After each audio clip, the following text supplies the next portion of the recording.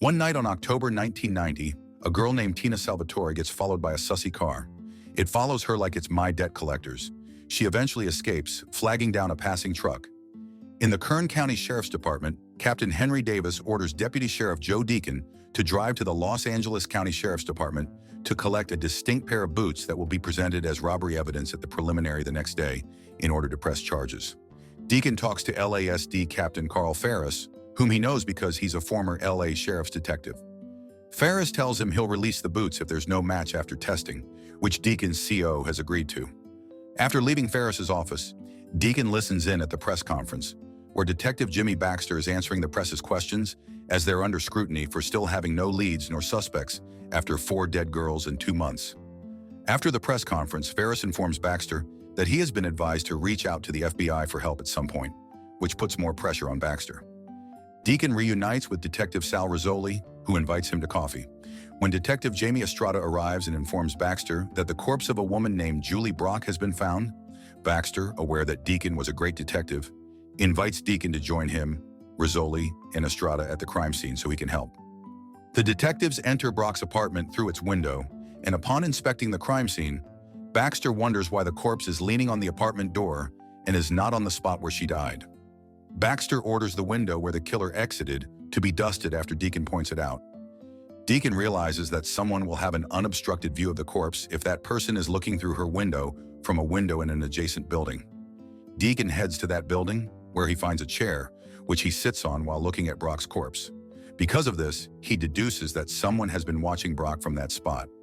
He also draws similarities between the recent murders and the old serial murder case he was unable to solve, which is later supported by Estrada's statement that the victim named Carrie Holland has a bite too. Later that night, a woman named Rhonda Rathbun, who's wearing a red beret while jogging home, is abducted.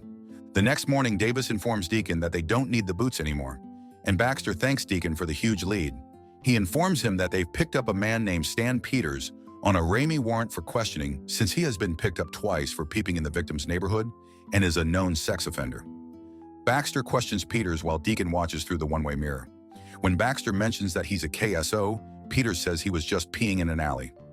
After he denies any involvement, Deacon, through a phone, asks Baxter to ask Peters about a woman named Mary Roberts, prompting a nervous Peters to approach the mirror.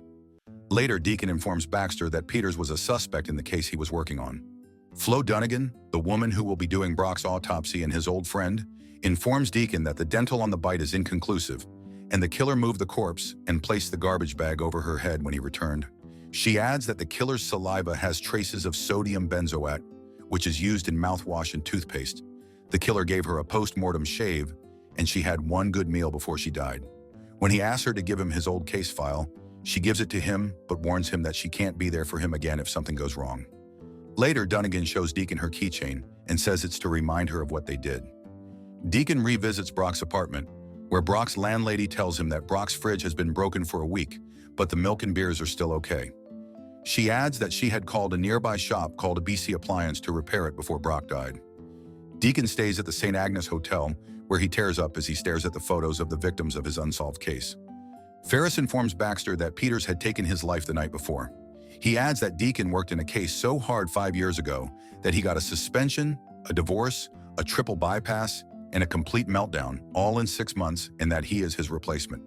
Since he was informed that Deacon has taken vacation days, Ferris warns Baxter not to get Deacon further involved. Deacon heads to ABC Appliance and checks its employee list and repair appointment book for the last 2 weeks, and does the same at a nearby appliance shop called AAA. There he observes its 3 employees taking a break and sees a roll of a brown cable similar to the one used on Brock. AAA's owner explains that Brock's repair appointment is crossed out because it's a cancellation. Before Deacon leaves, a 4th employee named Albert Sparma appears. Baxter visits Rathbun's parents, who tell him that Rathbun always wears a red beret to tie her hair back when she runs. One night, the police discover another female corpse, and the MO is consistent with the earlier murders. Baxter informs Deacon that Peters had taken his life, and Deacon gives Baxter what he has gathered so far. Estrada informs Baxter that Mary Roberts, Paige Callahan, and Tamara Ewing were all prostitutes who were drugged and stabbed to death on the same night in the same location. Later, Baxter and Deacon meet at a bar where they discuss that all 6 victims were knifed, gagged, and bound, a very organized kill. All were moved to another county after their death. except for Brock, who was only moved to another area in her apartment. For the geography aspect of the killings, Deacon theorizes that the killer must have 1 or 2 cars that are high mileage, and he goes where he can find a victim. For the extreme torture and love bites, Deacon theorizes that they turn him on and he kills for sexual pleasure. Deacon says the killer is pretty ballsy because a few days after he killed Brock, he returned to her apartment with beer, milk, and food, moved her body, and shaved her legs.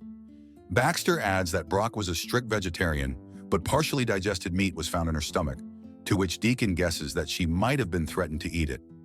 When Baxter asks Deacon why he's trying to solve his unsolved 5-year-old case, Deacon brings him to a rock under a bridge.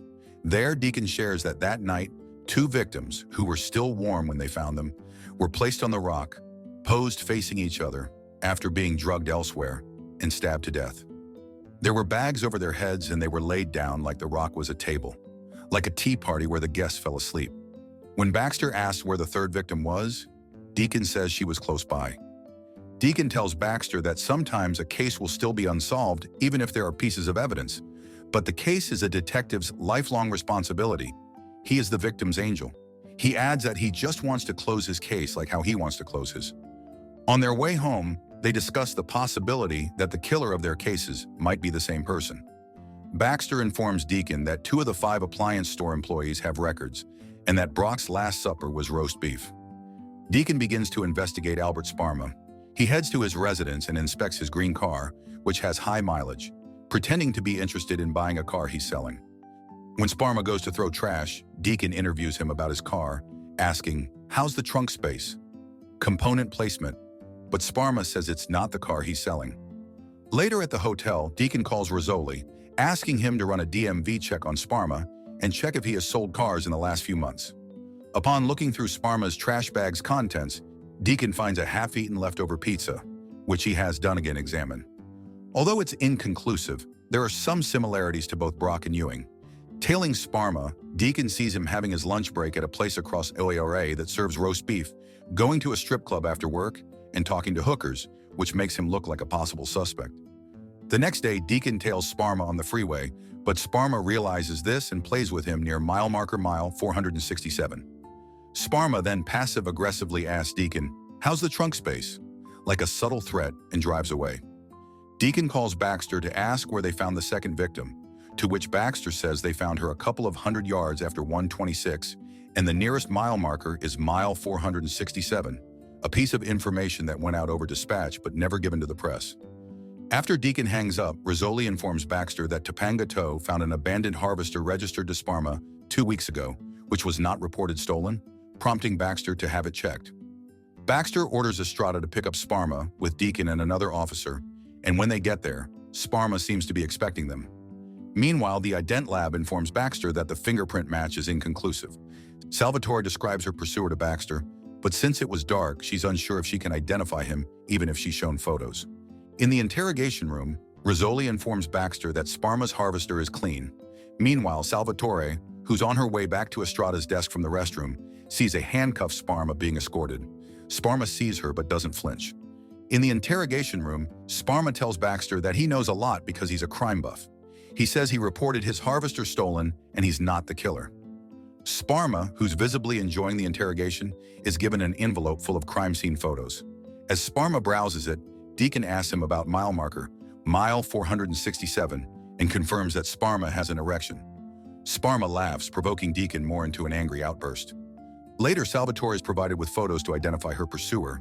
However, because she saw Sparma in handcuffs, this compromises her eligibility to serve as an objective witness in identifying him as a suspect. Ferris informs Baxter that they have 2 days left until the FBI takes over. He adds that Sparma confessed to a murder 8 years ago, but was let go because although he knew all the details, he wasn't within 10 miles of the killing. After tricking Sparma to leave his apartment, Deacon illegally searches it for evidence while Baxter guards outside.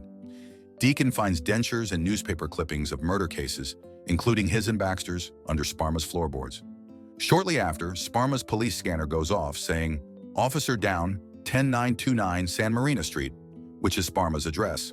With the police in the building, Baxter sees Deacon escaping through the roof and sees Sparma, who is standing a few feet away from him, watching the entire thing. Sparma then smiles and casually waves at him. Later, Baxter informs Deacon that Sparma called in an officer down. Deacon informs him about what he saw, prompting Baxter to ask if he saw Rathbun's red beret, which he didn't. The next day, Baxter informs Deacon that Sparma did report his stolen harvester, but the file was neglected and that Sparma left town less than 6 weeks after Deacon's murders and went to Detroit. Later that night, while surveilling Sparma's apartment, Deacon briefly goes to a store, during which Sparma approaches Baxter, who then demands that he reveal Rathbun's whereabouts. Sparma drives a hesitant Baxter to Rathbun's supposed location, while Deacon, who sees them drive away, secretly follows. Sparma takes Baxter to a remote area where he points to the spot where he supposedly buried Rathbun and gives Baxter a shovel, making him dig. Sparma points at a second spot, claiming to have made a mistake. After Baxter's second hole gets deep enough, Sparma points at a third spot and soon tells the exhausted Baxter that he has never killed anybody in his entire life. Baxter, who's skeptical of his innocence, continues to dig. Sparma taunts Baxter, prompting Baxter to snap and strike him in the head with a shovel, resulting in his death. When Deacon arrives and sees a shocked Baxter and a dead Sparma, he remembers accidentally shooting Mary Roberts, who was running away from the killer. That's why she wasn't on the rock. He eliminated an innocent woman who was also a valuable lead, which caused his meltdown. Ferris and Rizzoli were with him and saw what happened. As Deacon checks on Sparma, a shaken Baxter tries to convince himself that Sparma is the killer.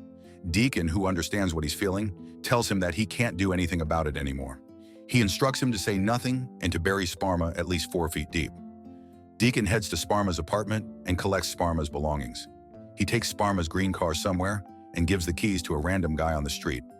When Deacon returns the next morning, he learns that Baxter has not buried Sparma yet, as he has spent the night digging several holes and is still digging to find Rathbun, desperate to address his guilt of possibly killing an innocent man.